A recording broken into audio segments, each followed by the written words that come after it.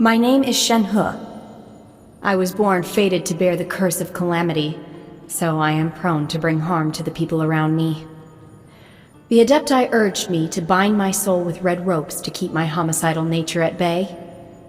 If you are able to walk alongside me without fear... Very well. Now, give me your hand. The assumption that every person has somewhere to call home is naive. I got used to living in the mountains alongside the birds and beasts a long time ago. Mind be purged, world be saved. My pole arm doesn't distinguish friend from foe, and there is clearly a limit to the red rope's power. That's why I loathe crowded areas. In the mortal world at times like these, is it not customary to use an umbrella? The sky is clearing up, and so is my mood. I just hope no one shows up to bother me. If they do, I'll just make them disappear. In this weather, I can freeze monsters in place and simply let the lightning bolts take care of the rest.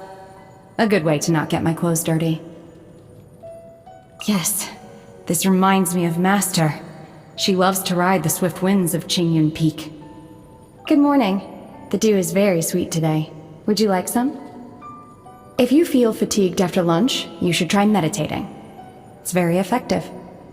Do you prefer the artificial light of the cities and towns, or the moonlight in the mountains? Feel free to rest. I'm a light sleeper. If I hear anything in the vicinity, I'll investigate it for you. For all the training I've had, honing my body and mind, learning the Adepti arts, I've mostly been guided by my own instincts. It just comes down to self-preservation. I'm not trying to save the world.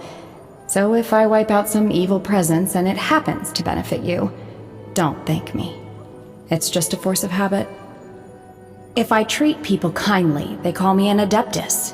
And if I put them in their place, they call me a witch. The one thing you'll never hear them call me is human. They all seem to agree that I'm fundamentally different from them. I rarely leave the mountains, so I was never taught proper manners. When a conflict arises, I just take care of it the way that comes naturally to me. But if you don't approve of my methods, please do let me know. Even if I don't fully understand your reasoning, I will always defer to you. My master gave me these red ropes in order to restrain my impulses. But during our journey together, I feel I have finally grasped the key to all of this.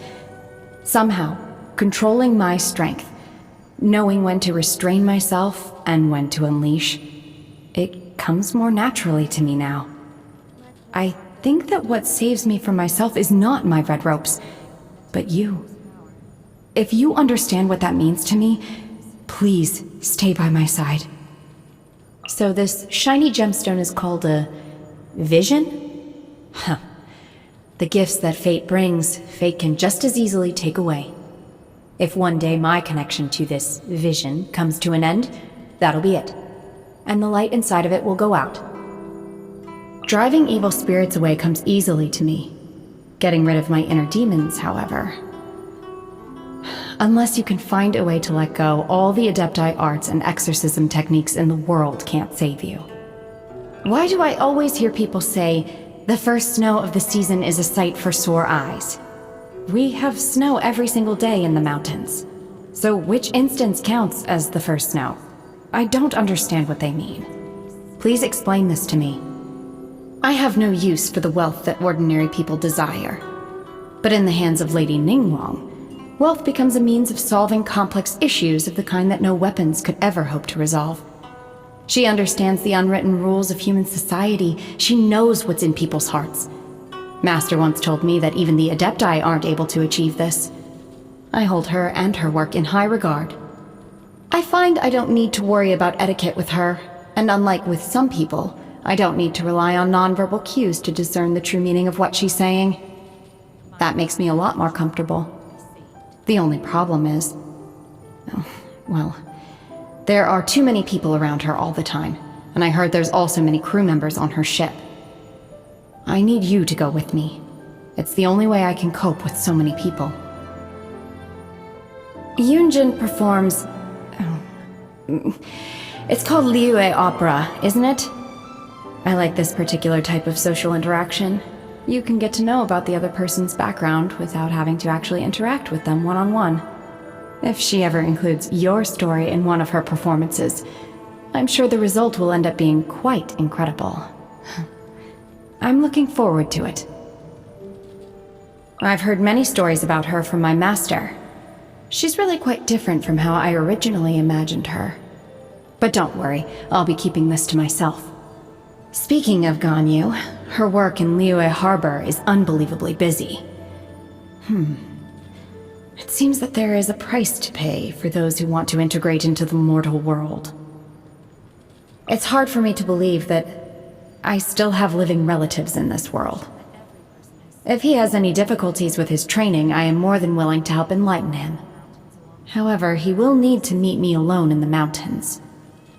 Their family is too sociable.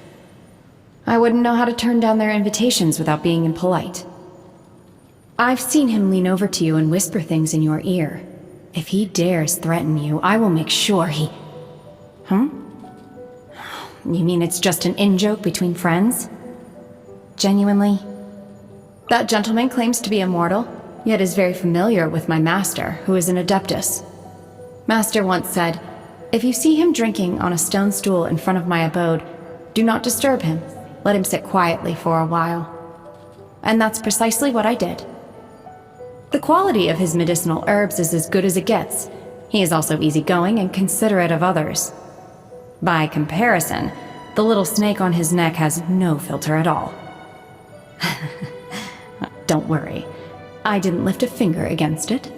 I won't go as far as getting into a quarrel with a snake. I often see her wandering in the woods singing strange songs. Actually, I must have heard all of her songs several times each by now.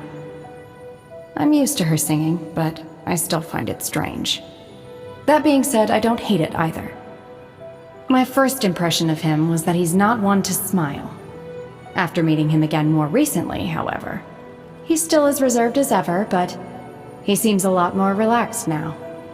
Maybe he met someone special. Please don't pay any heed to the way most people refer to me. I am not an adeptus and don't possess any divine abilities. I was born in a branch family of a clan of exorcists and grew up in the mountains far away from Liu Harbor. I am but an adeptus disciple, nothing more, nothing less. When faced with delinquents who are just out to cause trouble, most people will try to reason with them. This course of action perplexes me. Removing the root of the problem and disposing of these ill-intentioned fools seems like the obvious course of action. Why do common folks prefer the labor-intensive route? I am the apprentice of multiple adepti, and have trained alongside them. After a certain point, however, they stopped teaching me new techniques, and started focusing on how to control my intense homicidal urges. Oh, don't be nervous. Yes, craters have been left in the ground, and giant trees have been uprooted. But these things only ever happen in the mountains, far away from civilization. And certainly have never affected innocent lives. Besides, I can control myself now. My father's intent was to trade my flesh and blood for my mother's life. After he abandoned me in that cave, I still held out hope that he'd come back to rescue me. One day went by, then 2 days, 3 days. I used every ounce of energy in my body to fight off that monster. But as I collapsed on the ground, I finally realized that the day I was waiting for would never come. To this day, I don't know which one it is. Was I abandoned because I'm cursed? Or is it the way I've been treated in life that has cursed me? Once I secretly left the mountain and returned to my childhood village without telling my master. But it was deserted, and my father had long since passed away. I suddenly realized that the bond between my relatives and I had been completely severed, and nothing that I'd ever cared about in the past could ever have a future. Ever since then, I have abandoned everything related to the mortal world. That is, until I met you. The most important aspect of meditation is stillness. Let go of all agitation, and let the air around you flow into your body. This technique allows me to quickly focus in on myself. I heard from my master that after meditating beyond a certain point, there is no need to adopt the meditation posture anymore. Adepti can meditate even when standing up. I still have much more to improve on. The fear of losing the people most important to me, and the desire to save them. This kind of feeling makes my heart ache. I've never experienced anything like it before. It's a burden, yes, but it's also something to hold on to. I've sampled numerous dishes during my time away from the mountains, but the truth is that I don't really remember how they taste. The only dish I can never forget the flavor of is that bowl of noodles I ate at home so long ago. I shouldn't have to remember that. Why do I have to remember that? Chew medicinal herbs for long enough, and you can only taste the bitterness. In all the years I trained under the Adepti, I had to abstain from all kinds of things, and to a point I got used to it. But them? The common delights of the mortal realm pose no hindrance to the Adepti. Thus, we may indulge in all manner of dishes as we please. These are the exact words my master said. The power I harness, it grows stronger. If my master were to learn about this, she'd probably have me add some more red ropes. I haven't been training as single-mindedly lately. And yet it's as if I'm growing stronger and stronger without making a conscious effort.